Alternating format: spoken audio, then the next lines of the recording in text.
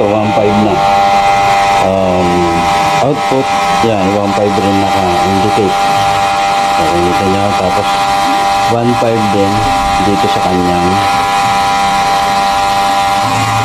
yan, dito sa kanyang main tank.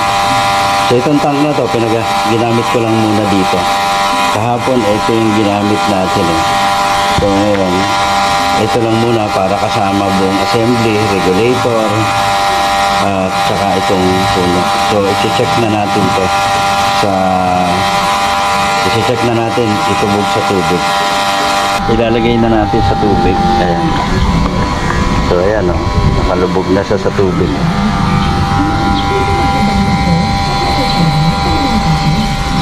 So, ayan. Wala nang kasingaw-singaw yan ha. Ayan. So, wala na. Talagang ubos na yung singaw niya. Ayan.